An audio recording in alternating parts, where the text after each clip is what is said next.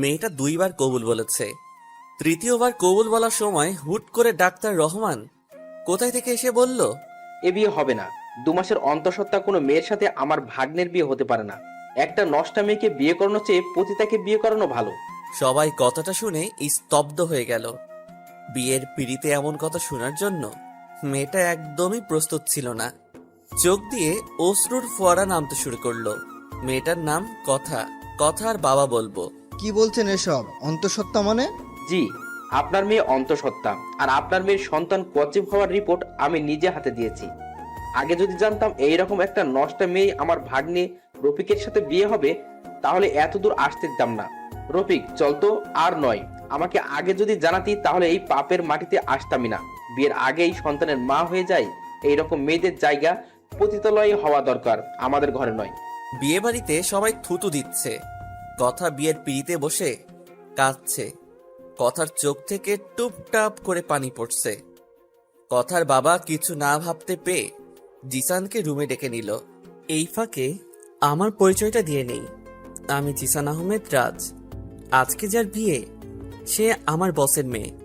আমি তাদের কোম্পানিতে ছোট্ট একটা জব করি। এদিকে কথার বাবা আমাকে তার ঘরে নিয়ে দরজা লাগিয়ে দিয়ে যা বলল তা শোনার জন্য মোটেও প্রস্তুত ছিলাম না। বাবা রাজ, আমাকে তুমি বাঁচাও। আমার মেয়েটাকে তুমি বিয়ে করো এই মুহূর্তে। যদি বিয়ে না করো তাহলে আমার সুইসাইড করা ছাড়া আর কোনো উপায় থাকবে না। সোসাইটিতে আমি মুখ দেখাতে পারবো না। স্যার, কি বলছেন? আমি আপনার অফিসের সামান্য একজন কর্মচারী। এটা সম্ভব না। বাবা, আমি তোমার পায়ে পড়ি, আমাকে তুমি বাঁচাও। জিসান তার স্যারের কথা অগ্রাহ্য করতে পারল না। স্যারের চোখের পানি মুছে দিয়ে বলল, আপনি সব ব্যবস্থা করেন।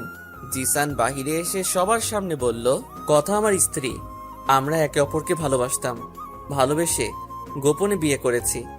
আর কথার গর্ভের সন্তানটা আমার সন্তান। সবাই আমাকে ক্ষমা করে দিবেন। কথার কোনো দোষ নেই। কথার বাবা যদি রাজি না হন সেই ভয়ে কিছু বলতে পারিনি। সবাই জিসানের দিকে তাকিয়ে আছে।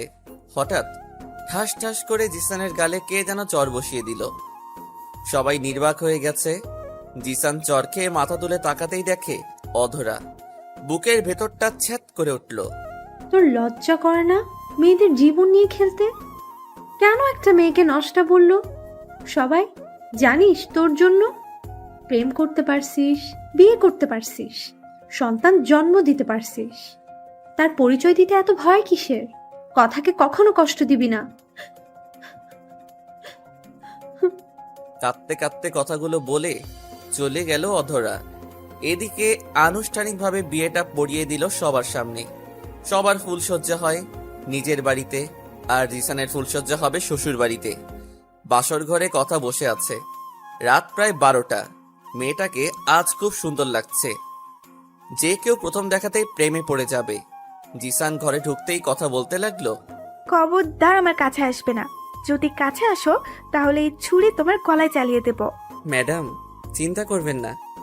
আপনাকে স্পর্শ তো দূরের কথা, তাকাবো না পর্যন্ত। এই যে ছোট লোকের বাচ্চা, টাকার জন্য যে তোরা কত নীচ হতে পারিস আজ জানলাম।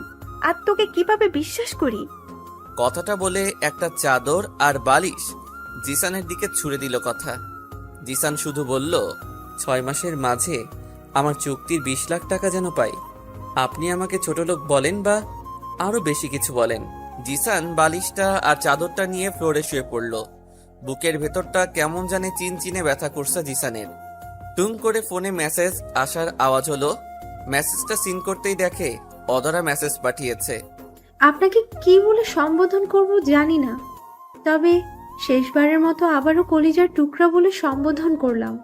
আমার কলিজার টুকরা, নিজের থেকেও বেশি ভালোবাসতাম তোমায়।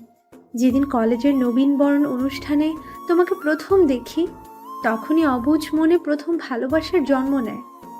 কিন্তু তুমি আমার ভালোবাসার প্রতিদান এভাবে দিবে ভাবতেও পারিনি।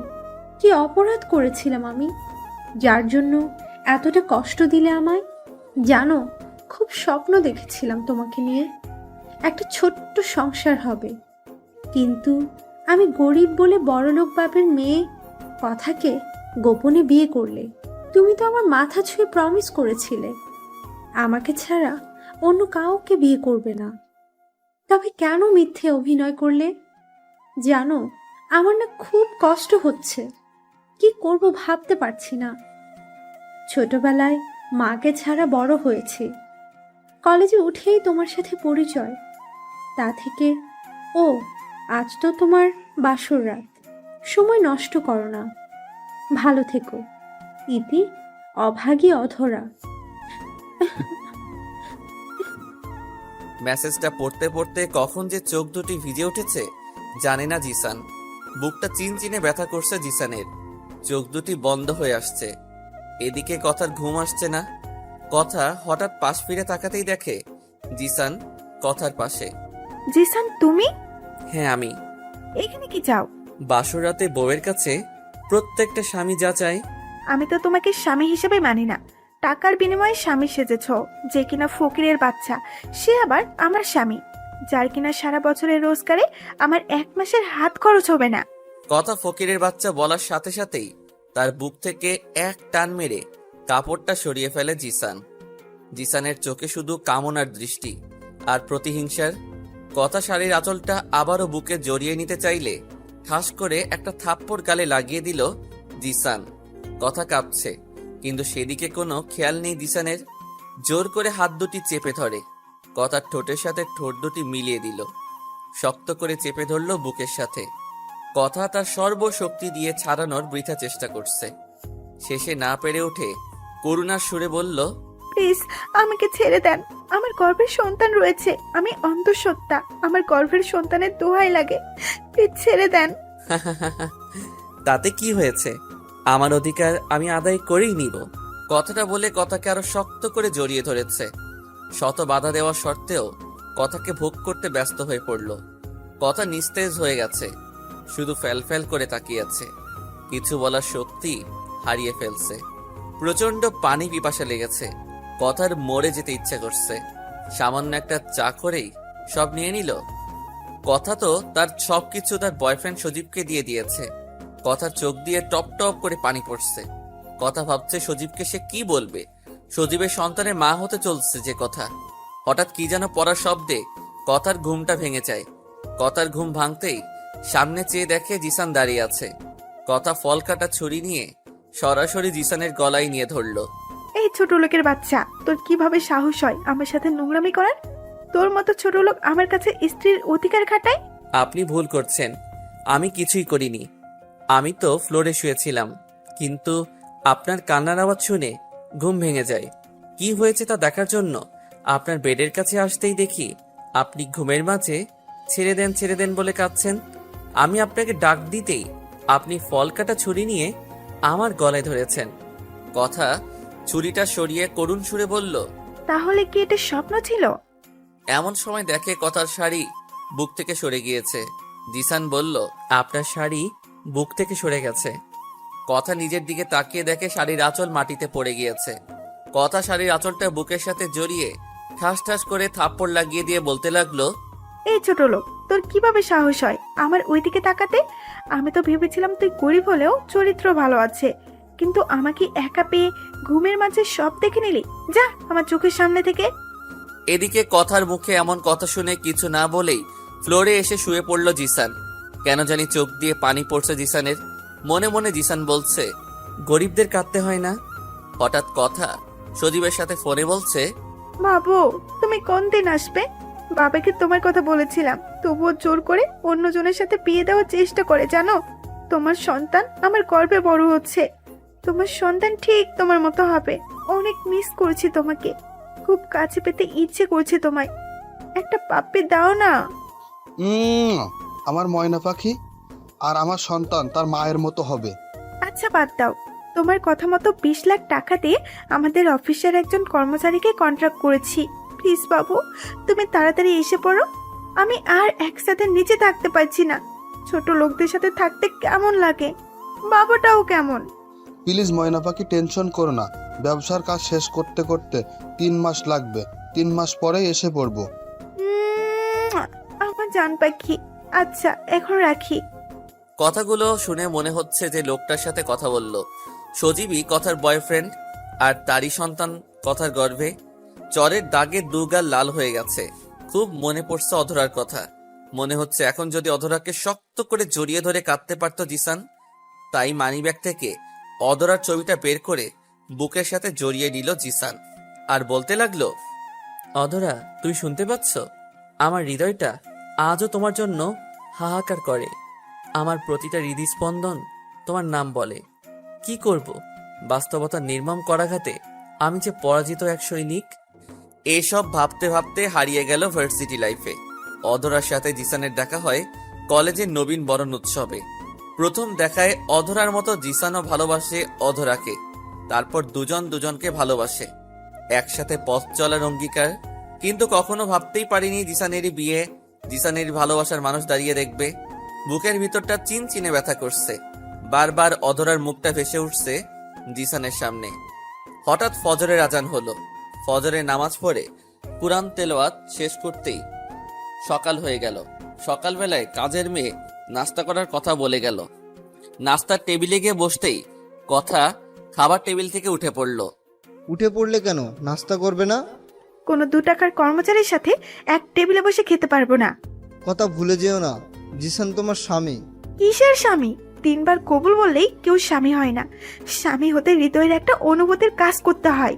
তাই কোনো কর্মচারীর সাথে একই টেবিলে বসে খেতে পারবো না। তুমি ভুলে যেও না রাজ, তোমার শুধু স্বামীই না, তোমার অপকর্মগুলো নিজের করে নেওয়া একজন মহৎ মানুষ। আর আমরা মুসলমানরা আল্লাহকে সাক্ষী রেখে 3 বার কবুল বলেই বিয়ে করে। আর এটাই পৃথিবীর সবচেয়ে বড় বন্ধন। তুমি কার সাথে কি করছো বাবা হয়ে একটিবারও জিজ্ঞেস করনি?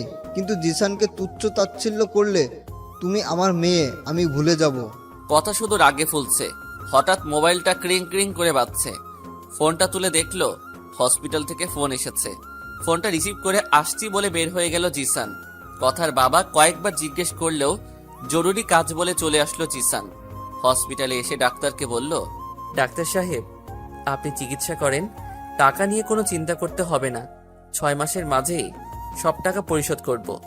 আচ্ছা, আপনার বিচলিত হতে হবে না। আমরা আমাদের চেষ্টার কোনো ত্রুটি রাখবো না।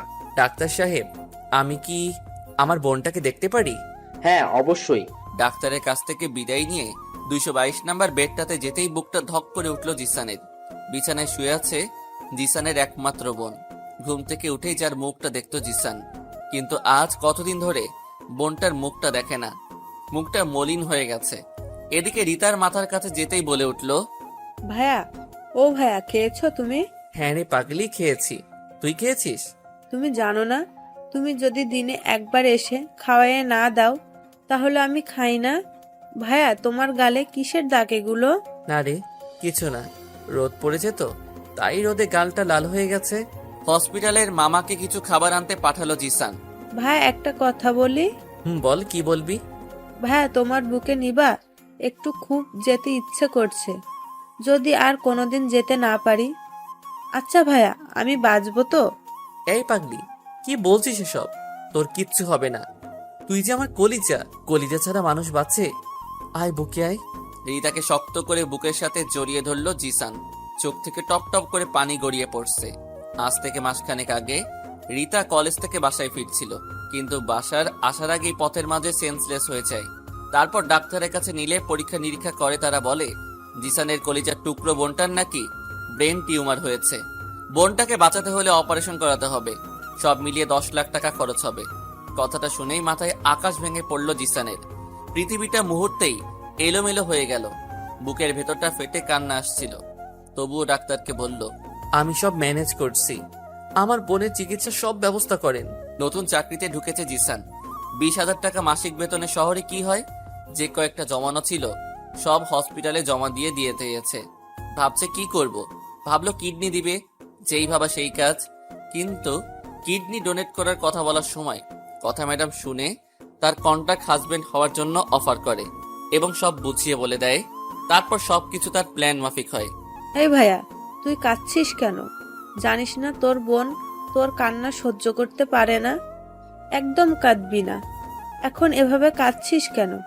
আমি কি মরে গেছি?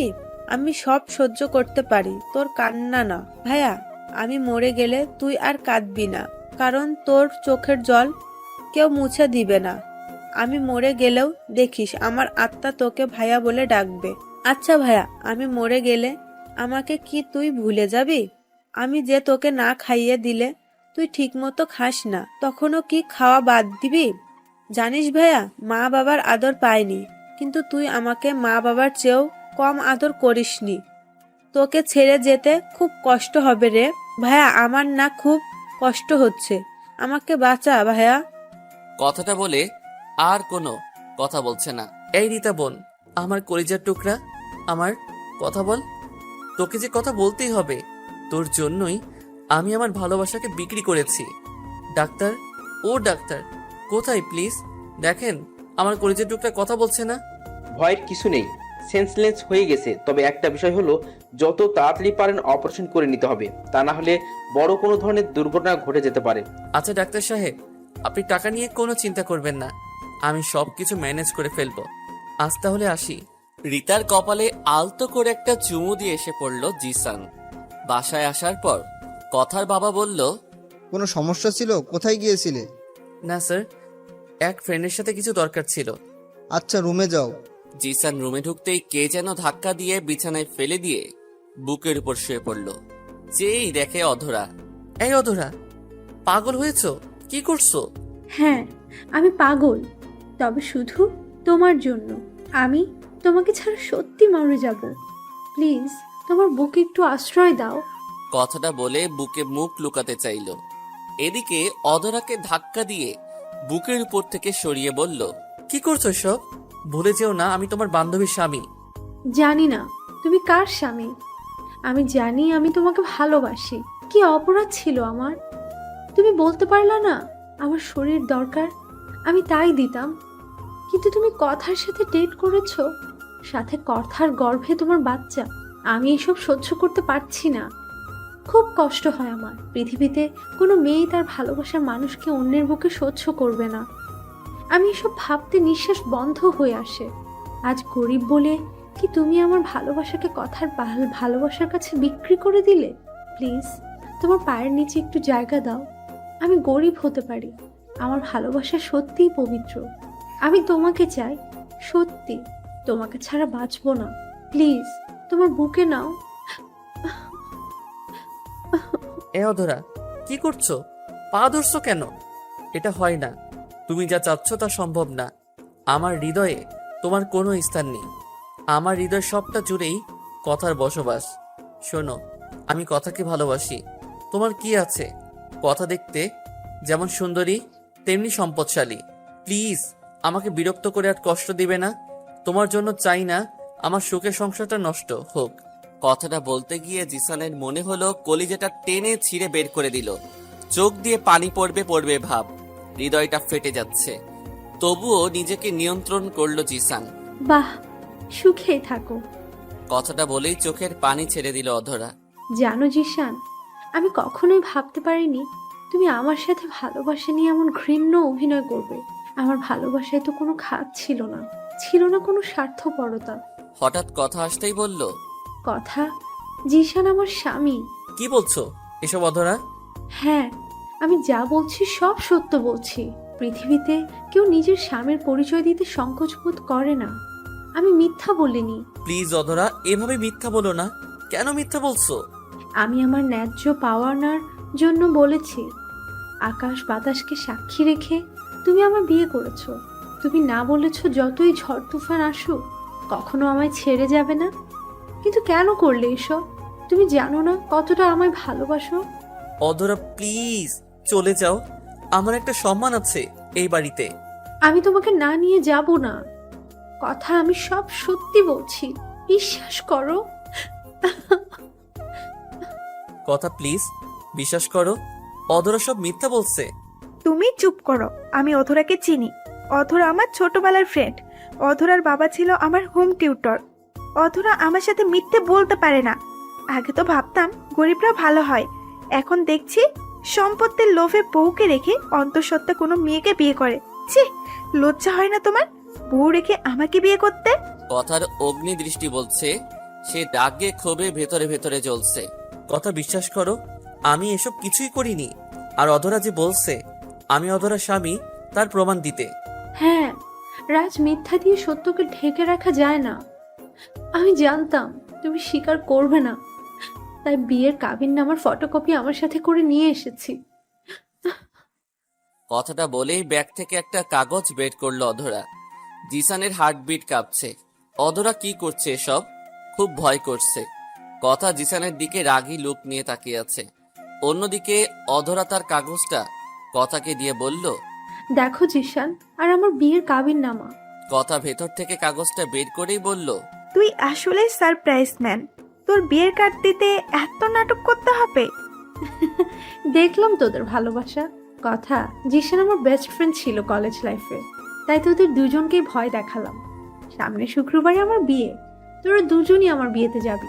কি হলো, তোরা দুজন এলিয়েনের মতো আমার দিকে তাকিয়ে আছিস কেন? মনে হচ্ছে আমি অন্য কোনো গ্রহের প্রাণী। এই কথা তোদের বাসায় আসলাম, চা কফি খাওয়াবি না? তোরা বসে কথা বল, আমি আসছি। কথা চলে গেলে অধরাকে জিসান বলল, সত্যি কি বিয়ে করছো? বিয়ে না করে বিয়ের কার্ড ছাপালাম কেমনে? মনে রেখো, আমার এখানে সবকিছু অভিনয় হলেও একটা সত্যি কি জানো, আমি তোমায় ভালোবাসি, এবং তার নিজের জীবনের চেয়েও বেশি। তা খুব তাড়াতাড়ি প্রমাণ পেয়ে যাবে। জানো, খুব ইচ্ছে করে তোমাকে জড়িয়ে ধরে বলতে যে তুমি শুধু আমায়, কিন্তু আজ তোমার আর আমার মাঝে একটা বিশাল বড় দেয়াল দাঁড়িয়ে আছে। ভালো থেকো, কখনো আমার জন্য কষ্ট পেও না।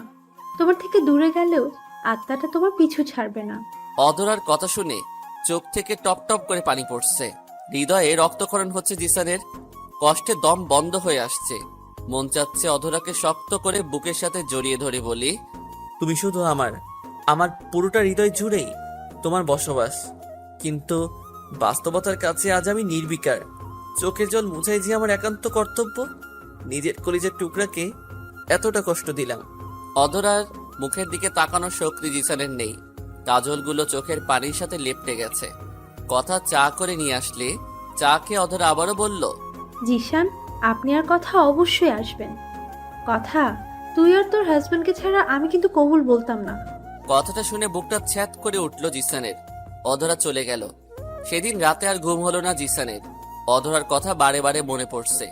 অধরার ছবিটা বুকে জড়িয়ে রেখেছে জিসান। অন্যদিকে কথা তার বয়ফ্রেন্ড সজীবের সাথে কথা বলছে। কি আজব দুনিয়া, মনটা কেমন ছটফট করছে। এদিকে দেখতে দেখতে অধরার বিয়ের দিন এসে গেল। কথা আমাকে রেখেই চলে গেল। যাওয়ার সময় বলে গেল, কোনো 2 টাকার ছোট লোককে আমার সাথে নিয়ে যায় না। এদিকে বিয়ে বাড়িতে পা দেওয়ার সাথে সাথেই বুকটা চিনচিনে ব্যথা করছে। আজ অধরাকে একদম নীলপরীর মতো লাগছে। খুব সুন্দর লাগছে। কাজল করা টানা টানা চোখ যেন জিসানের ডাকছে। অধরা জিসানের দিকে চেয়ে আছে। তার চোখ বলছে, জিশান, আমি তোমাকে ভালোবাসি, সত্যি তোমাকেই লাগবে আমার। কিন্তু আমি যে আমার ভালোবাসাকে নীরবে বুকের মাঝে দাফন করে ফেলেছি। অন্যদিকে বিয়ের অনুষ্ঠান হচ্ছে। এক পর্যায়ে অধরা তার এক বান্ধবীকে ইশারা দিয়ে বলল, জিসানকে যেন গান গাইতে বলে। মেয়েটা তাই করলো। এদিকে জিসান কি করব ভাবতে পারছি না। যেতে চাচ্ছে না। পেছন থেকে কথা বলে উঠল, এখন আপনাদের সামনে গান গাইবে অধরার বেস্ট ফ্রেন্ড জিসান। জিসানের হাতে গিটারটা উল্টো করে ধরতেই সবাই হেসে দিল। একজন বলেই ফেলল, আপনি গান গাইবেন না জোকার হবেন? গিটার না বাজাতে পারলে নেমে পড়েন স্টেজ থেকে। সবার মাঝে হাসির রোল পড়ে গেল। কথার দিকে তাকিয়ে দেখি তাচ্ছিল্যের হাসি দিচ্ছে। জিসান মুচকি হেসে অধরার দিকে তাকিয়ে গিটারের টিউন তুলতেই সবাই চুপ হয়ে গেল। জিসানের পছন্দের একটা গান গাইতে শুরু করলো। গানটা শেষ করতেই সবাই হাততালি দিতে লাগলো। সবাই মুগ্ধ নয়নে তাকিয়ে আছে। কথার পাশ থেকে কয়েকটা মেয়ে এসে বলল, সত্যি আপনি খুব সুন্দর গান করেন। আপনার গানের প্রেমে পড়ে গেছি।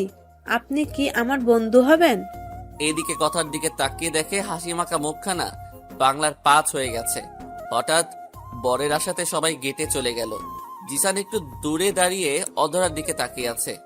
অধরার চোখ দিয়ে টপ টপ করে পানি পড়ছে। বুঝছে না কেন কাঁদছে।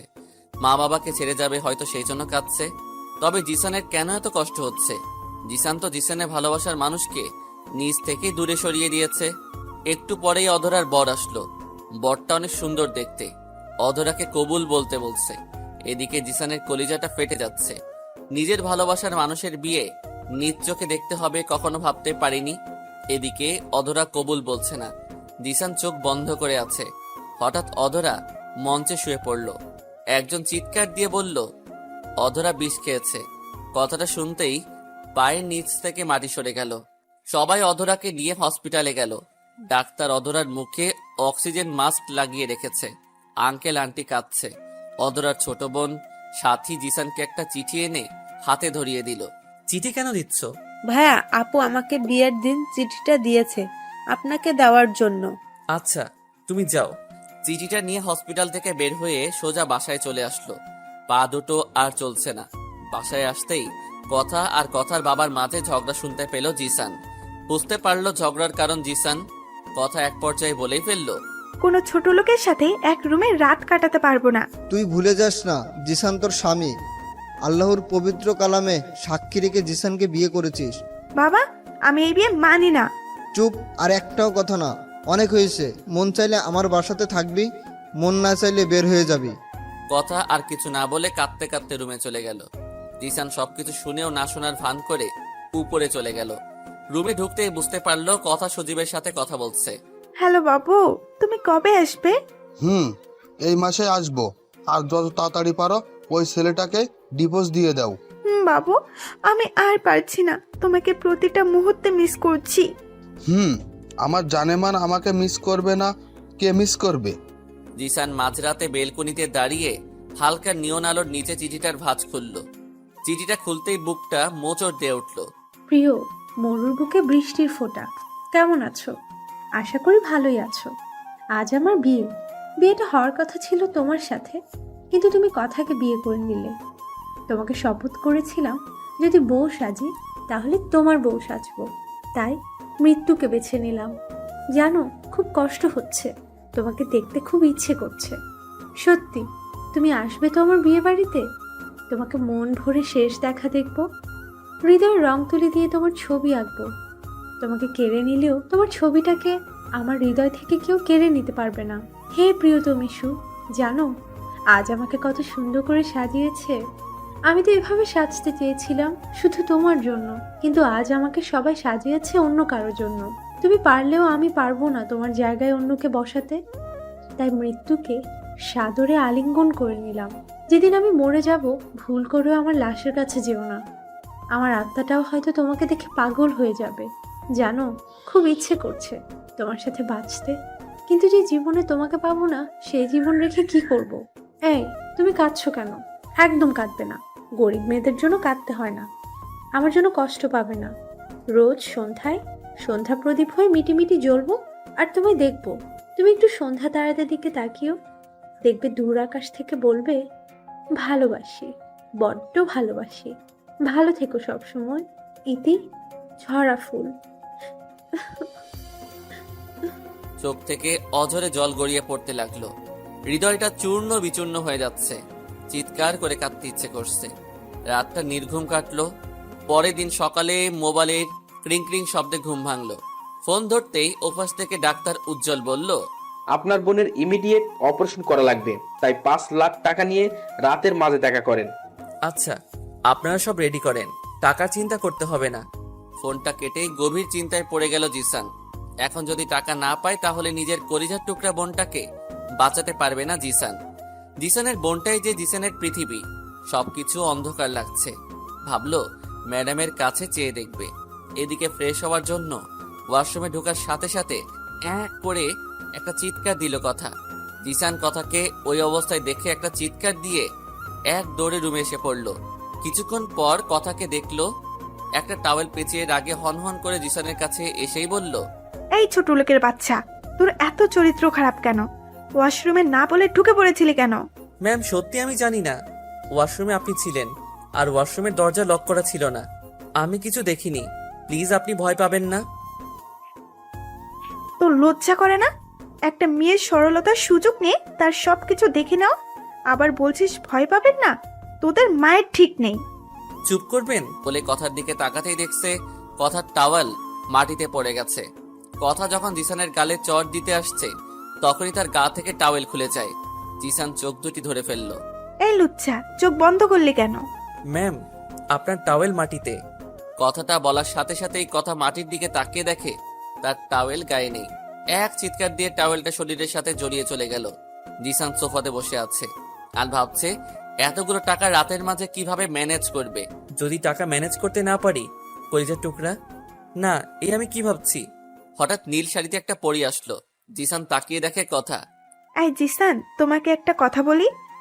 জি ম্যাম বলেন। সত্যি কি আমার সব দেখে ফেলেছো? ম্যাম, আপনার শরীরে যা আছে তাই দেখেছি। এই ছোট লোক, এখন আমার কি হবে? সব দেখে নিয়েছিস। আমি তো ভাবছিলাম গরিব হলেও তুই সবার মতো না। ম্যাম ভয় পাবেন না, আপনি যা ভাবছেন তার কিছুই হয়নি। আর ইসলামিক দৃষ্টিতে আপনি আমার স্ত্রী। চুপ করবি? কবুল বললেই বউ হওয়া যায় না। ম্যাডাম একটা কথা বলার ছিল। বল। ম্যাম আমার 5 লাখ টাকা লাগবে আজকেই। জানতাম তোদের মতো মানুষদের টাকা ছাড়া আর কোনো কথা থাকে না। এই বলে লকার থেকে 5 লাখ টাকা দিয়ে এসে ফ্লোরে ঢিল দিয়ে বলল, যা, হামা করে দিয়ে টাকা নিয়ে আয়। কুকুর যেমন করে খাবার খাই সেভাবে। এটা তো শাস্তি। আমার সব দেখে নিয়েছিস। কি হলো, ফ্যাল ফ্যাল করে তাকিয়ে আছিস কেন? ঠাস করে ফ্লোরে বসে পড়ল জিসান। টাকাগুলো যখন নিল তখন কথার মুখে দেখে তাচ্ছিল্যের হাসি। জিসান জানে না ধনীরা গরিবদের সাথে এমন করে কেন। চোখের পানি লুকিয়ে রেখেছে। টাকাগুলো নিয়ে হসপিটালের পেট করলো। বাসায় আসার আগে অদরাকে দেখতে গেল। অদরার বেডে যাওয়ার আগেই বুকটা কেঁপে উঠল। মুখে অক্সিজেন মাস্ক লাগানো, মায়াবী মুখটা কেমন মলিন হয়ে গেছে। চাঁদ মাখা মুখটা অমাবস্যার অন্ধকারে ঢাকা পড়ে গেছে। কত অজস্র স্মৃতি ভেসে উঠছে চোখের পাতায়। কত স্বপ্ন দেখেছিল অদরাকে নিয়ে। আল্লাহ কোন খেলা খেলছে জিসানের সাথে। চোখের পানি মুছে চলে আসলো বাসায়। বাসায় আসতে দেখতে পেল কথা ফোনে কথা বলছে। সত্যি তুমি দেশে আসছো? আমার ময়না পাখির জন্য যে আমার আসতেই হবে। আমি যে ময়না পাখিকে বড্ড বেশি ভালোবাসি। জানো, তোমাকে খুব কাছে পেতে ইচ্ছে করছে। খুব মিস করছি তোমায়। তুমি কি ছোট লোকটাকে ডিভোর্স দিয়ে ফেলেছো? না, বাবাকে ম্যানেজ করে দিয়ে দেবো। তুমি টেনশন করো না। তুমি তাড়াতাড়ি আসো। এখন রাখি ময়না পাখি। কথা শেষ হলে রুমে ঢুকতেই কথা বলল, আমাকে ডিভোর্স দিবে কয়েক মাসের মাঝেই। জিসান কথাটা শুনে মনে মনে বলল, বিয়ে শাদী এদের কাছে খেলনা মনে হয়। কি কথা কানে গিয়েছে? তোর কথা মতো কন্ট্রাক্টের টাকা দিয়েছি। ডিভোর্সের সাথে সাথে বাকি টাকাটাও পেয়ে যাবি। তবে সত্য হলো, বাবা যেন না জানতে পারে আমি ডিভোর্স দিতে বলেছি তোমায়। জি আচ্ছা। পরের দিন কথাকে দেখলো সাজুগুজু করে বের হচ্ছে। কাজের মেয়েকে বলল কথা পার্টিতে যাচ্ছে। বাধা দিতে চেয়েও পারল না। কথা সন্ধ্যায় বের হয়ে গেলে হসপিটালে চলে গেল। রিতাকে দেখার জন্য মনটা ব্যাকুল হয়ে যাচ্ছে। বাসা থেকে বের হয়ে সিএনজি করে হসপিটালে চলে গেল। ভাইয়া কেমন আছো তুমি? অনেক ভালো আছি। তোর মতো লক্ষ্মী একটা বোন যার আছে, সে কি খারাপ থাকতে পারে? কথাটা বলে রিতার কপালে আলতো করে চুমু এঁকে দিয়ে কথাটা বলল জিসান। এই রিতা, কাঁদছিস কেন? ভাইয়া তুমি এত ভালোবাসো কেন আমায়? জন্মের পর মা বাবাকে দেখিনি, বাবা মায়ের আদর পাইনি কখনো, কিন্তু তুমি কখনো বাবা মায়ের অভাব বুঝতে দাওনি। ভাইয়া আমার মনে হয় আমি বাঁচবো না। ভাইয়া আমি মরে গেলে আমার কি ভুলে যাবে? চুপ করবি পাগলি। তুই মরে গেলে আমি বাঁচবো কার জন্যে? তুই যে আমার বেঁচে থাকার একমাত্র অবলম্বন। আমার লক্ষ্মী বোন আমার। তোর কিছুই হবে না। তুই আমায় ছেড়ে কোথাও যাবি না। আজ তাহলে আসি। আসার সময় আবারও কথার কপালে চুমু এঁকে দিল জিসান। হসপিটাল থেকে বের হয়ে ঘড়ির দিকে তাকিয়ে দেখতে পেল রাত 12টা বাজে। একটা সিএনজি করে বাসায় ফিরছে। সিএনজিটা মাঝ রাস্তায় এসে নষ্ট হয়ে যায়। সেজন্য বাধ্য হয়ে পায়ে হেঁটে আসতে হচ্ছে। রাত প্রায় 1টা। দূরে একটা গাড়ি স্ট্যান্ড করানো। গাড়িটা কাছে যেতেই রাস্তায় সাইডে চিপা গলিতে মেয়েলি কণ্ঠে চিৎকার শোনা যাচ্ছে। বিষয়টা কি তা দেখার জন্য আর একটু সামনে যেতেই শুনতে পেল, আমাকে ছেড়ে দাও প্লিজ, আমাকে নষ্ট করো না। চিৎকার শুনে বুঝতে বাকি রইল না কাউকে জোর করে অসভ্যতামি করতে চাচ্ছে। কণ্ঠটা খুব পরিচিত মনে হচ্ছে।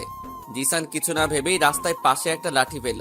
লাঠিটা নিয়ে যেখান থেকে চিৎকারের শব্দ হচ্ছে সেখানে গিয়ে দেখতে পেল 3জন ছেলে। দেখে বোঝা যাচ্ছে নেশাখোর। একটা মেয়েকে জোর করে ধর্ষণ করতে চাচ্ছে।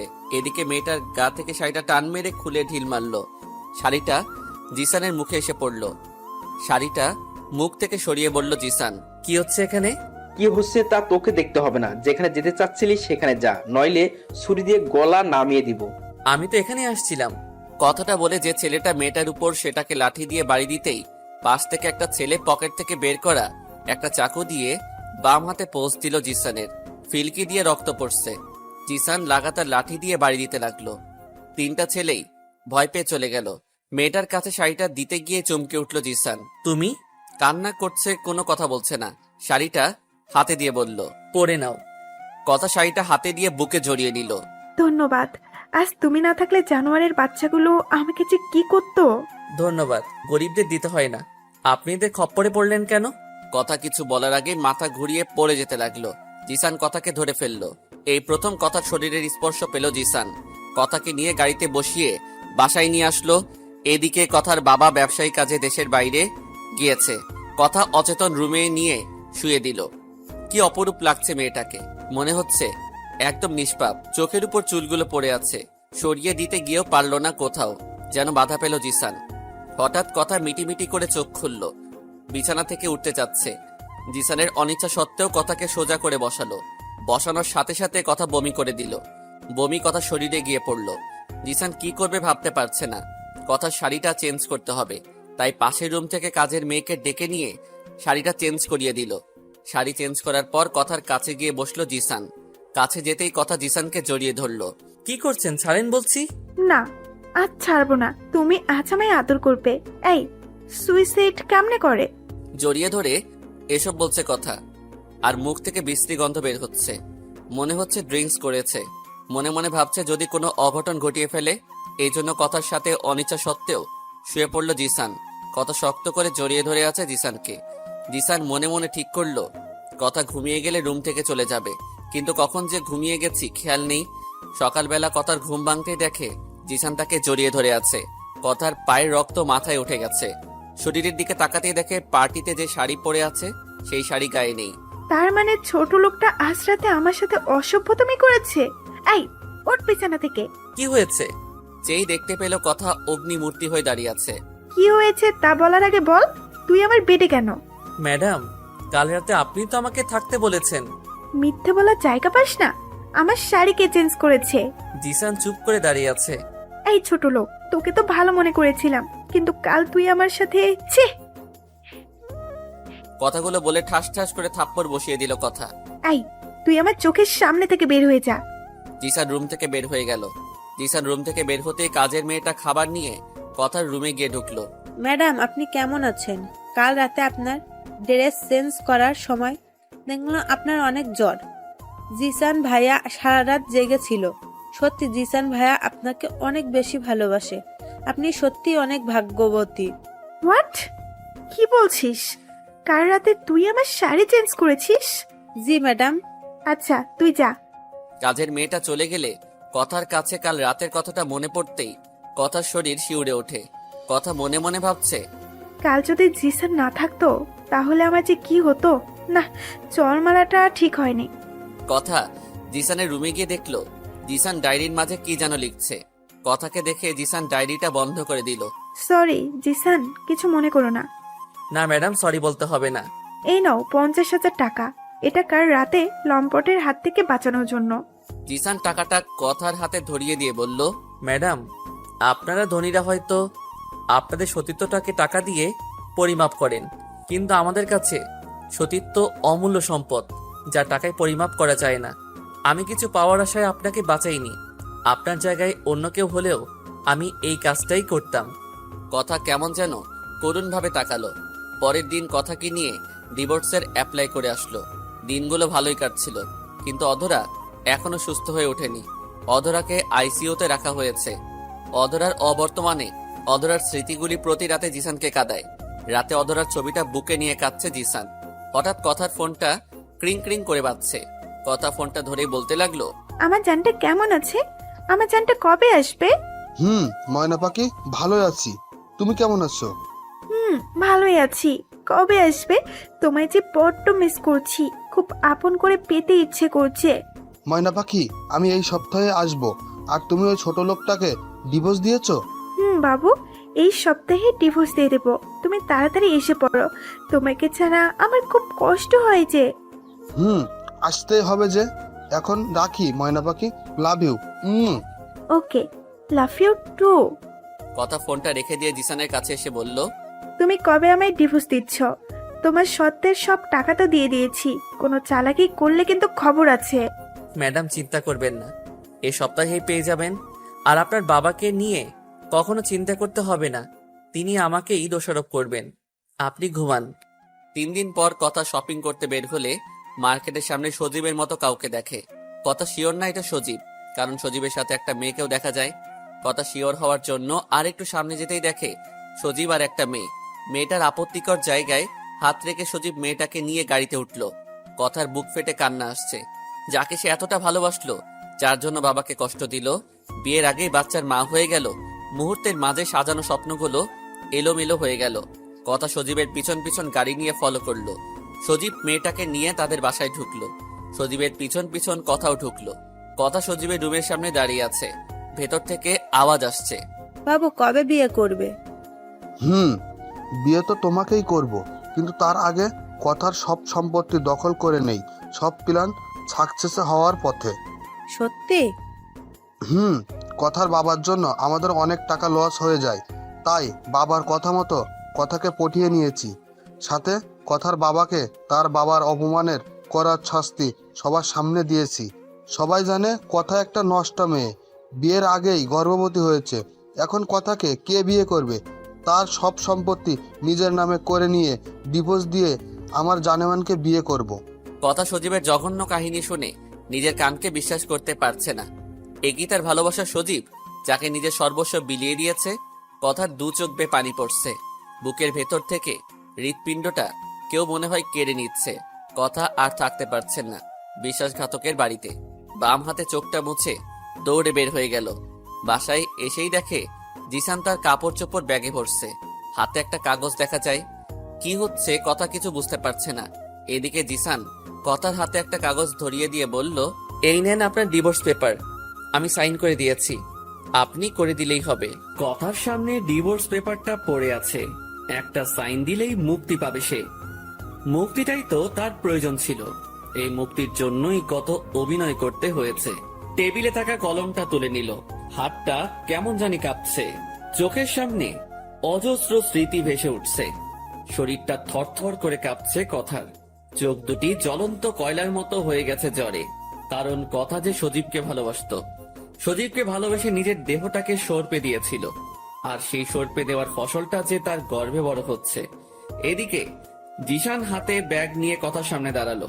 মন চাচ্ছে জিসানকে থেকে যেতে বলতে, কিন্তু সেটা তো কথা ছিল না। জিসানের সাথে যা কন্টাক্ট ছিল তাই তো হবে। জিসান কথার হাতে একটা চাবি ধরিয়ে দিয়ে যখনই রুমের দরজা অতিক্রান্ত করবে, তখনই পিছন থেকে কিছু ধপ করে পড়ে যাওয়ার শব্দে পিছন দিকে তাকালো। পিছন দিকে তাকাতেই দেখতে পেল কথা ফ্লোরে পড়ে গেছে। মাথা ফেটে রক্ত গড়িয়ে পড়ছে। তাড়াতাড়ি করে অ্যাম্বুলেন্স ডেকে কথাকে হসপিটালে নিয়ে গেল জিসান। ডাক্তার কথার রুম থেকে বের হয়ে জিসানকে বলল, রোগী আপনার কি হয়? জিসানের অনিচ্ছা সত্ত্বেও বলে ফেলল, কথা আমার স্ত্রী। ও, আল্লাহর কাছে শুকরিয়া আদায় করেন, গর্ভের সন্তানের কোনো ক্ষতি হয়নি। ওনার গায়ে তো প্রচুর জ্বর, আপনি আগে খেয়াল করেননি? আমি বাসায় ছিলাম না। ও আচ্ছা, তবে শুনুন, 3 দিন হাসপাতালে থাকতে হবে। 3 দিন পর মোটামুটি সুস্থ হয়ে যাবে। কথার বেডে বসে আছে জিসান। কখন যে ঘুমিয়ে গেছে খেয়াল নেই। হঠাৎ কারো ধাক্কা খেয়ে সজাগ পেয়ে দেখে কথার বুকে। জিসানকে কথার বুকে দেখে কথা ধাক্কা দিয়ে উঠিয়ে গালে ঠাস ঠাস করে চর বসিয়ে দিল। এই ছোট লোক, তুই হসপিটালের মাঝেও আমার সরলতার সুযোগ নিয়ে অসভ্যতামি করছিস? লজ্জা করে না? মেয়েদের কিভাবে সম্মান করতে হয় জানিস না? জিসান কিছু না বলে চোখের পানি ছেড়ে দিল। সত্যি তো, মেয়েদের সম্মান করতে পারি না। জিসানের চোখ থেকে পানি পড়া দেখে কথা বলল, তুই অভিনয় করিস, অভিনয়ে অস্কার পাবি। এক থাপ্পড়ে যেভাবে কাঁদছিস, মনে হয় বোন মারা গেছে। কথাটা শুনে প্রচন্ড রাগ হলো। তবুও কিছু বলতে পারল না, কারণ ওনার টাকা দিয়েই জিসানের কলিজার টুকরা বোনটার চিকিৎসা হলো। রুম থেকে বের হয়ে গেল। জিসানের পিছন পিছন নার্স ঢুকলো। ম্যাডাম এখন কেমন আছেন? হ্যাঁ, অনেকটাই বেটার ফিল করছি।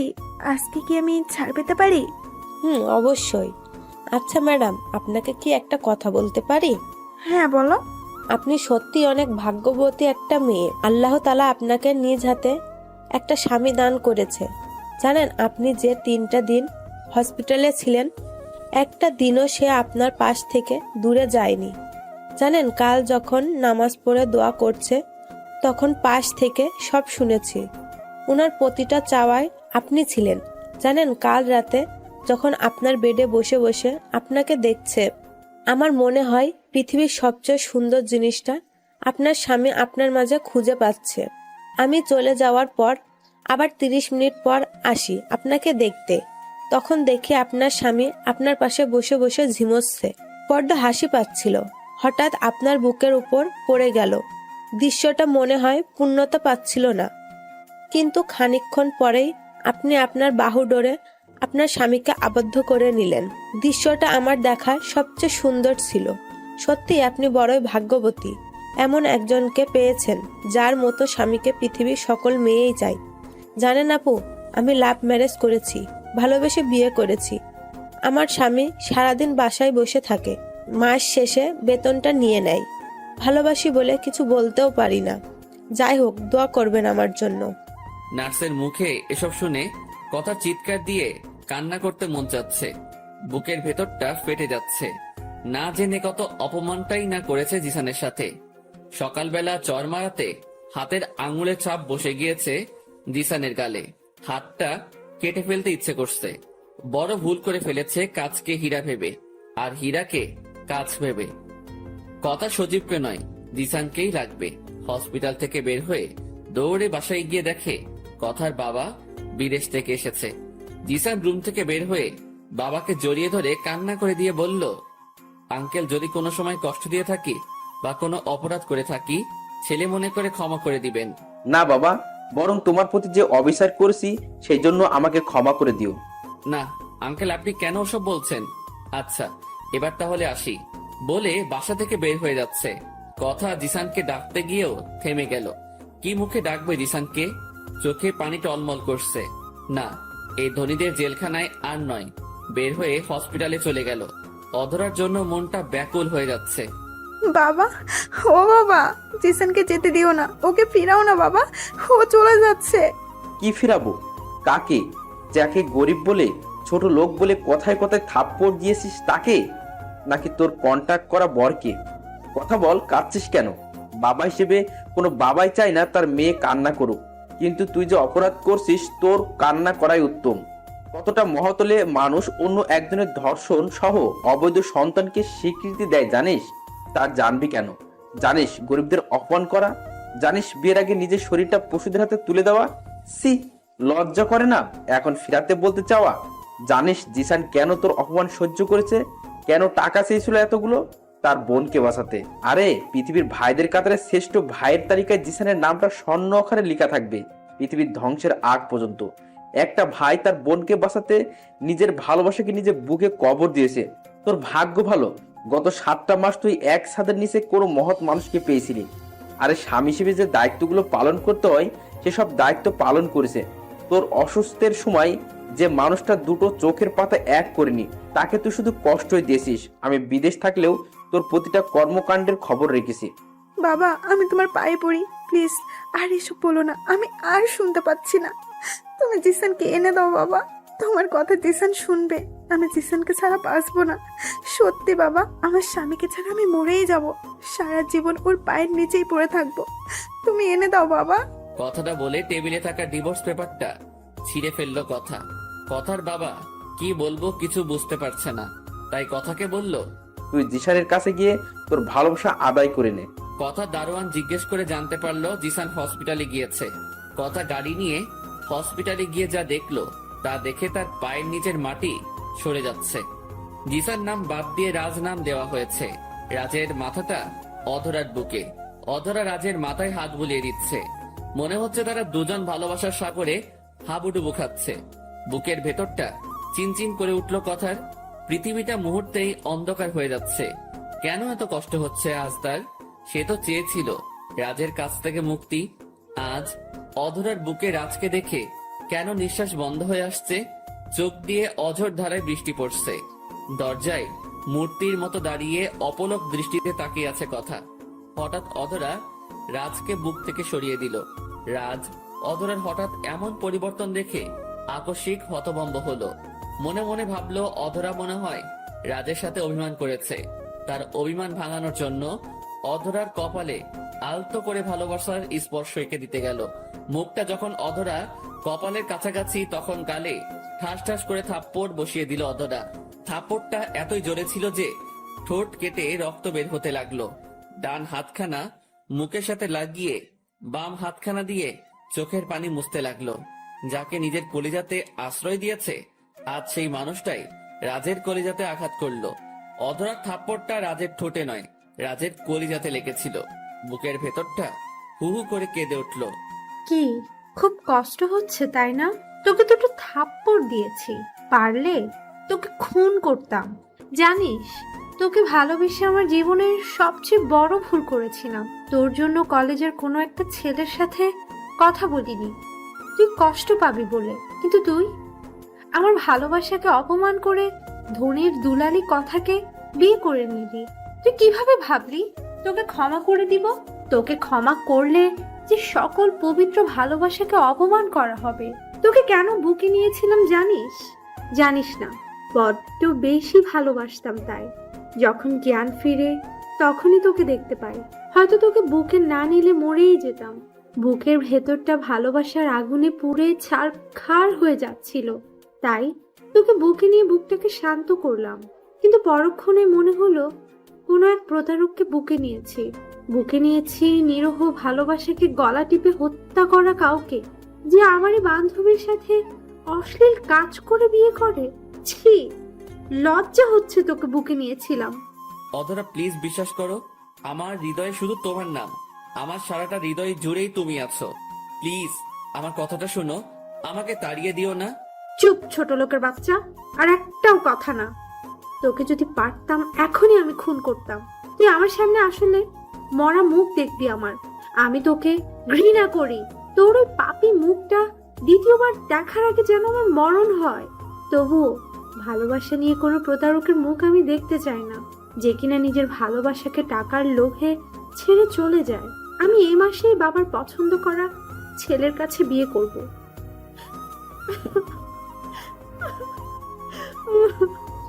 অধরার কথা শুনে চিৎকার করে কাঁদতে ইচ্ছে করছে। যাকে এতটা ভালোবাসলো সেও আজ ভুল বুঝতো। রুমের বাহির থেকে কথা সব শুনছে। কথার খুব কষ্ট হচ্ছে, সে মনে স্থির করে নিল সবকিছু বলে দিবে। আমি রুম থেকে বের হতেই কথাকে দেখে অবাক হলাম। ম্যাডাম, আপনি হসপিটালে কেন? আমার স্বামীর কাছে। কে আপনার স্বামী? 3 বার কবুল বলে আল্লাহকে সাক্ষী রেখে যাকে বিয়ে করেছি সে আমার স্বামী। ম্যাডাম ভুল করছেন। কবুল বললেই তো কারো স্ত্রী হওয়া যায় না। আপনি তো নিজেই বলেছেন। সেটা ভুল বলেছি, আমাকে ক্ষমা করে দাও। পায়ে পড়ে গিয়েছে সবার সামনে। হসপিটালে সবাই সার্কাস দেখার মতো তাকিয়ে আছে। এই কি করছেন? আপনার মান সম্মান সব ধুলোয় মিশে যাবে তো ম্যাডাম। উঠেন, গরিবদের কাছে ক্ষমা চাইতে হয় না, তারা সবকিছু দুঃস্বপ্ন ভেবে ভুলে যায়। ক্ষমা তো আপনাকে তখনই করে দিয়েছি যখন ক্ষমা চেয়েছেন। আমি জানি তুমি সত্যি অনেক মহান। জানো, তোমার আর অধরার সব কিছু শুনেছি। আমি চাই না অধরা ভুল ধারণা নিয়ে বেঁচে থাকুক। আমি অধরাকে সব বলে দেব। ম্যাডাম, আমার কসম, ওকে কিছু বলবেন না।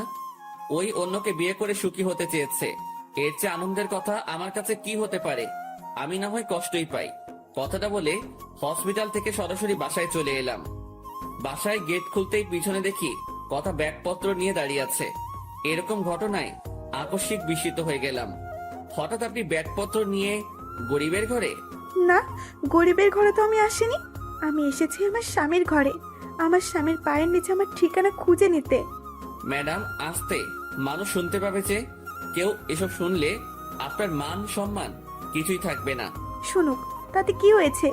রাজ, বিশ্বাস করো, আমি তোমায় সত্যি ভালোবেসে ফেলেছি। আমাকে ক্ষমা করে দাও। তুমি যে ডিভোর্স দিয়েছো সে ডিভোর্স লেটার ছিঁড়ে ফেলেছি। আমার ডিভোর্স চাই না, আমি তোমাকে চাই। তুমি আমাকে তোমার বুকে জায়গা দাও। জানো, আমি ভালোবাসা কি বুঝতাম না, তোমার আবেশে ভালোবাসা কি বুঝতেই শিখেছি। তোমাকে ছাড়া সত্যি মরে যাব। তুমি হয় আমাকে গলা টিপে হত্যা করো, নয়তো বুকে টেনে নাও। সরি, ক্ষমা করবেন। এক বুকে দুজনকেই কখনোই জায়গা দেওয়া যায় না। আমার বুকের সম্পূর্ণ জায়গা জুড়ে অধরার বিচরণ, আর সে আমার হৃদয়টাতেই সারা জীবন থাকবে। অধরা তো তোমায় ভালোবাসে না। তাতে কি হয়েছে? আমি তো ভালোবাসি, তাতেই চলবে। রাজ, আমাকে তাড়িয়ে দিও না। আমি কোথায় যাব? তুমি যে আমার একমাত্র আশ্রয়স্থল। তোমার বাড়িটাই যে আমার বাড়ি। কি বলছেন? 7 তলা ফ্ল্যাট রেখে কেন টিন শেড আপনার বাড়ি বলছেন? আর আপনি এতদিন যেখানে ছিলেন সেখানেই থাকবেন।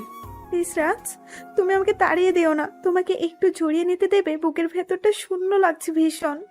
কথাটা বলে যখনই জড়িয়ে ধরতে আসবে ঠাস করে চট বসিয়ে দিলাম। হঠাৎ হসপিটাল থেকে ফোন আসলো। ফোনটা রিসিভ করতেই ওপাশ থেকে যা শুনলাম তা শুনে আমার দু চোখ বেয়ে জল গড়িয়ে পড়ছে। আমার বোনটা পুরোপুরি সুস্থ। এর চেয়ে খুশির সংবাদ আর কি হতে পারে? কথাকে অনুরোধ করে বললাম যে আমার বাসা থেকে যেন চলে যায়। কথা কাঁদতে কাঁদতে বের হয়ে গেল। আমি রেডি হয়ে রিত্তকে নিয়ে আসতে গেলাম। ডাক্তার কিছু নির্দেশনা দিয়ে রিত্তকে রিলিজ দিল। রিত্ত আমাকে দেখেই ভাইয়া ভাইয়া বলে জড়িয়ে নিল। বুকের ভেতরটা কেমন করে উঠল। মা মরা বোনটাই যে পৃথিবীতে বেঁচে থাকার একমাত্র অবলম্বন আমার। রিত্তকে নিয়ে বাসায় ফিরলাম। ছোটখাটো একটা চাকরিও দেখে নিয়েছি 1 সপ্তাহের মাঝে। সারাদিন ব্যস্ততার মাঝে থাকলেও রাতে খুব করে অধরার কথা মনে পড়ে, খুব কষ্ট হয়। অধরার মুখটা বারবার দু চোখে ভেসে ওঠে। যাকে এতটা ভালোবাসলাম সেই আমাকে ভুল বুঝলো। পরের দিন অফিস থেকে ফেরার পথে অধরাকে দেখতে পেলাম। শপিং মলে অন্য একটা ছেলের সাথে শপিং করছে। দেখে মনে হলো বিয়ের শপিং। অধরা বলে ডাকতে গিয়েও থেমে গেলাম। অধরা যদি আমাকে ছাড়া ভালো থাকে তাহলে থাকুক। বাম হাতের শার্টের হাতা দিয়ে চোখটা মুছে নিলাম, কিন্তু হৃদয়ের রক্তক্ষরণ কিভাবে বন্ধ করব? বাসায় এসে না খেয়ে শুয়ে পড়লাম। আমার এমন ব্যবহারে রিত্ত খানিকটা কষ্ট পেল। ওই ভাইয়া, ওঠ, খাবি না? তোর কি হয়েছে? ভাইয়া শরীরটা খারাপ করেছে? না, তুই খেয়ে নে, এমনি খেতে মন চাচ্ছে না। ভাইয়া তুই না খেলে কিন্তু আমিও খাবো না। কেন আমাকে কষ্ট দিস? জানিস না তোর কষ্টতে আমি কষ্ট পাই? হ্যাঁ কর ভাইয়া। বোনের জোড়াজড়িতে খেয়ে নিলাম। খাওয়া শেষ করে নামাজ পড়ে শুয়ে পড়লাম। অন্যদিকে আজ রাজকে খুব সুন্দর করে সাজানো হয়েছে। রাজের বিয়ে। অনেক জল্পনা কল্পনা শেষে অধরার সাথেই। কথা সহ্য করতে পারছে না এসব। বুকটা ফেটে যাচ্ছে। কথা যে রাজকে ভালোবেসে ফেলেছে, রাজের স্মৃতিগুলো বুকে কাটা হয়ে বিঁধতেছে। কাজী যখন কবুল পড়ায় তখন কথা দৌড়ে গিয়ে রাজের পায়ে ধরে কান্না করতে লাগে। প্লিজ আমাকে ক্ষমা করে দাও। তুমি আমাকে ছেড়ে যেও না। তুমি না আমার স্বামী। আল্লাহ তাআলা পবিত্র কালেমাকে সাক্ষী রেখে বিয়ে করেছিলাম আমরা। তুমি তোমার পায়ের নিচে আমাকে একটু জায়গা দাও, নয়তো আমাকে গলা টিপে মেরে ফেলো। কি করব? আমি তোমাকে ছাড়া যে বাঁচবো না। আমাকে তোমার ভালোবাসা ভিক্ষা দাও। বিয়ে বাড়ির সবাই কথার এমন ব্যবহারে অবাক হয়ে যায়, কিন্তু রাজ কথাকে চলে যেতে বলল। কথার চোখের সামনে রাজ আর অধরার বিয়েটা হয়ে গেল। কথার দম বন্ধ হয়ে আসছে। হঠাৎ কিসের শব্দে কথার ঘুম ভেঙে যায়। কথা রাজ বলে একটা চিৎকার দেয়।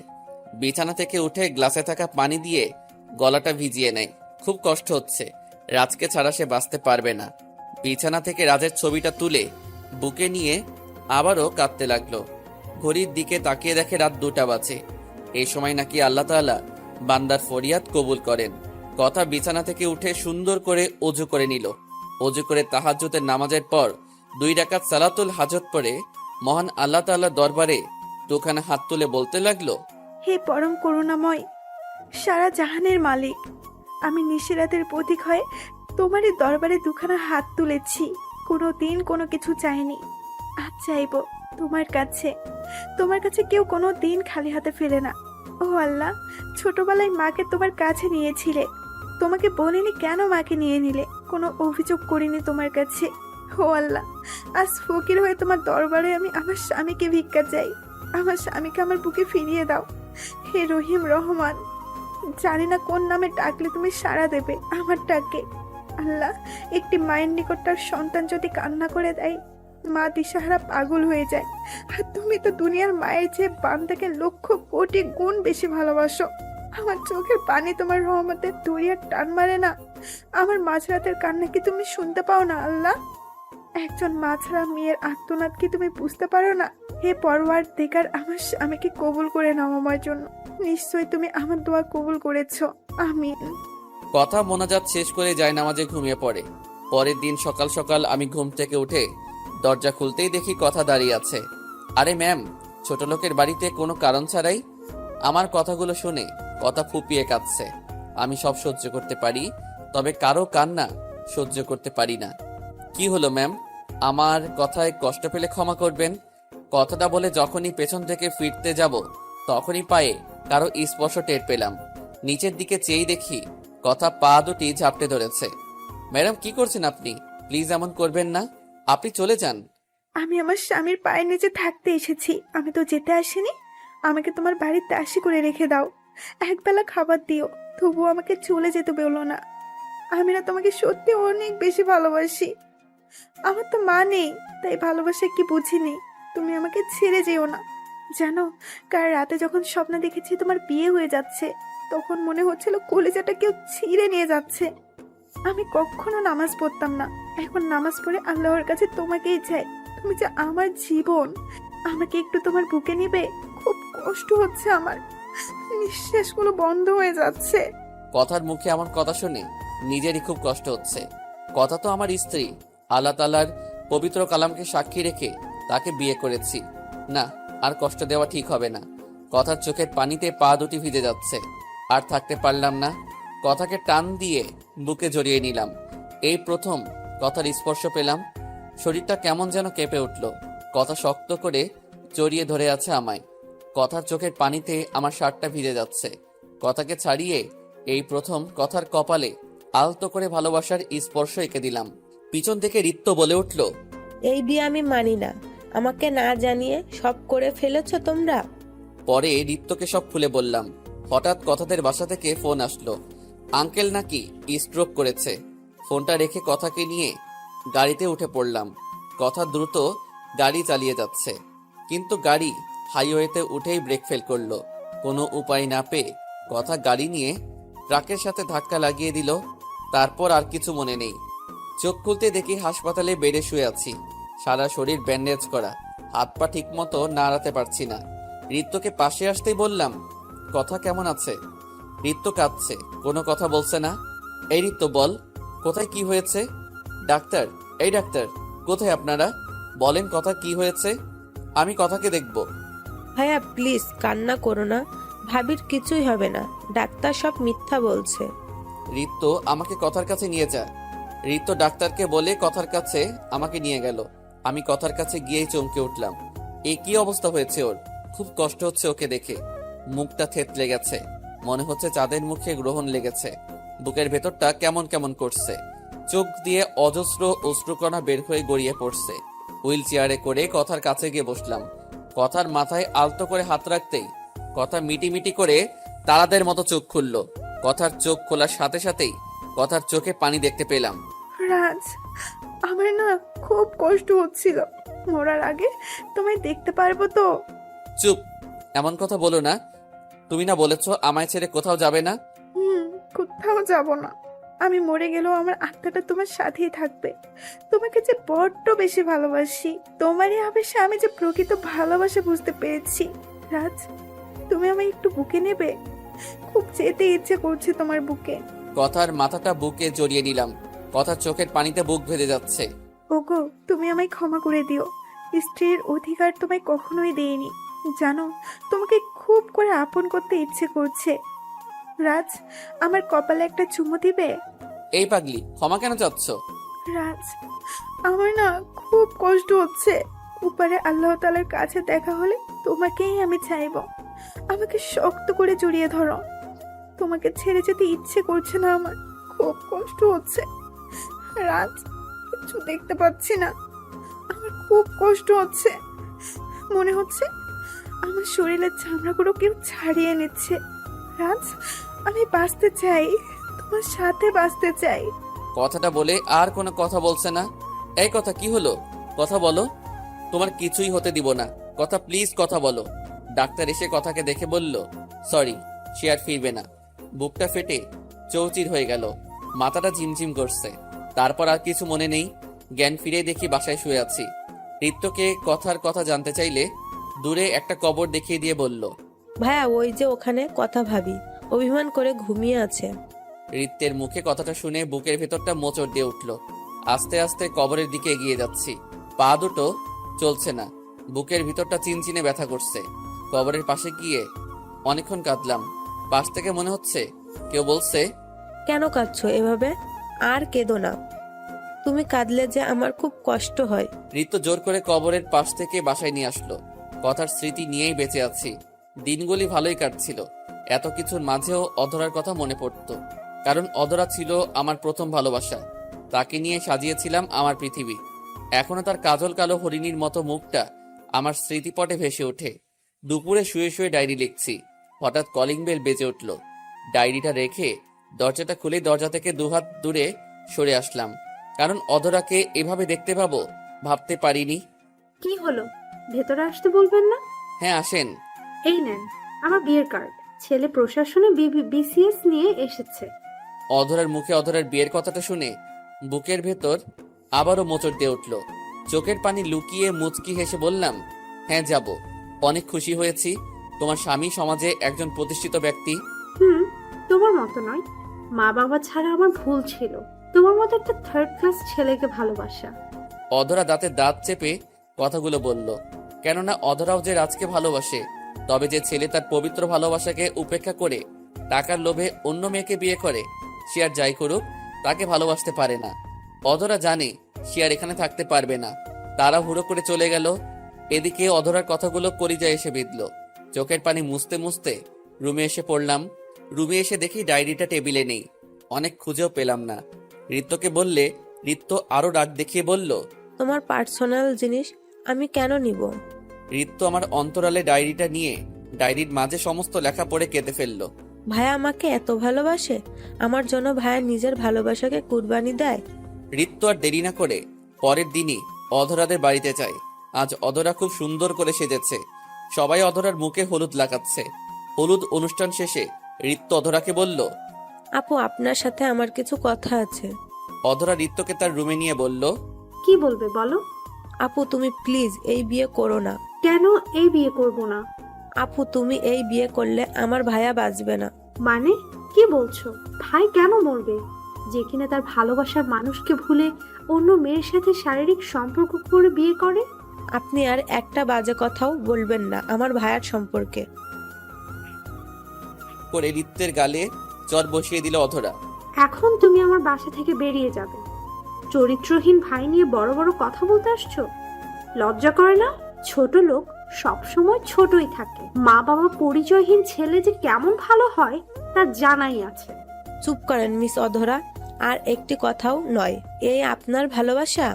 এটাই আপনার বিশ্বাস? ছি, লজ্জা করে না ভালোবাসার মানুষকে চরিত্রহীন বলতে?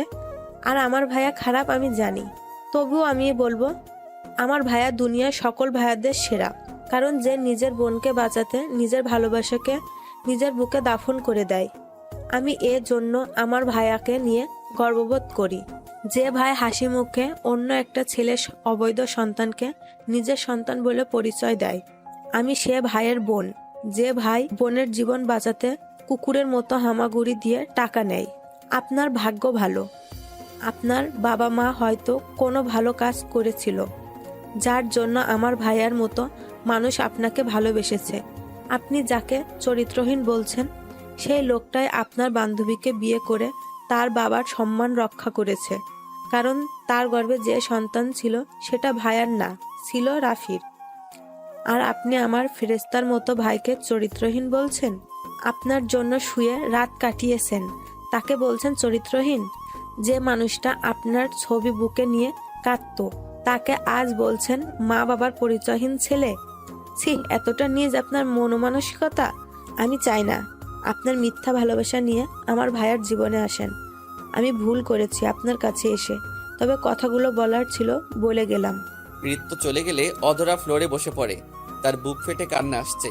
তার ভালোবাসার মানুষকে এতটা কষ্ট কিভাবে দিল? কাঁদতে কাঁদতে কখন যে সকাল হয়ে গেল খেয়ালই করিনি। আজকে অধরার বিয়ে। বিয়ে বাড়ি সুন্দর করে সাজানো হয়েছে। বিয়ের পিঁড়িতে বসে আছে। কিছুক্ষণ পর বর আসলো। কাজী যখন কবুল বলতে বলে, তখনই অধরা দৌড়ে গিয়ে তার বাবার পায়ে ধরে বলে, বাবা, আমি রাজকে ছাড়া বাঁচবো না। অধরার এমন আচরণে বিয়েবাড়ির সবাই বিস্মিত হয়ে যায়। অধরা বিয়ে করতে আসা ছেলেটাকে সব খুলে বলে।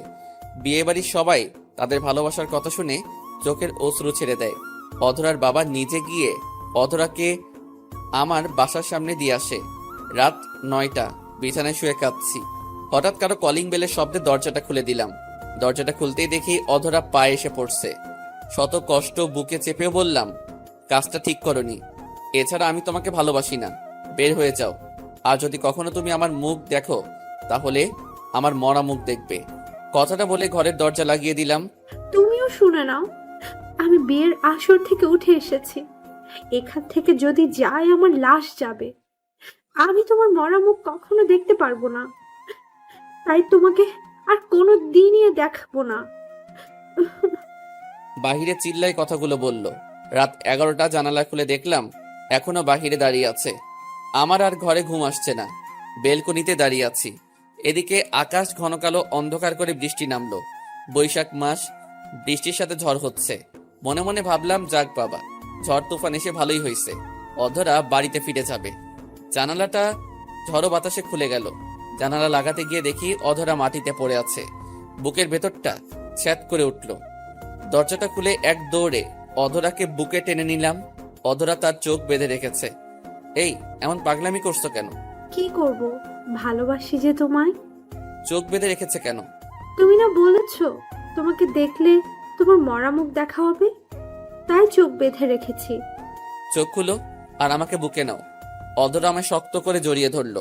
বুকটা কারো উষ্ণ আলিঙ্গনে শীতল হয়ে উঠল।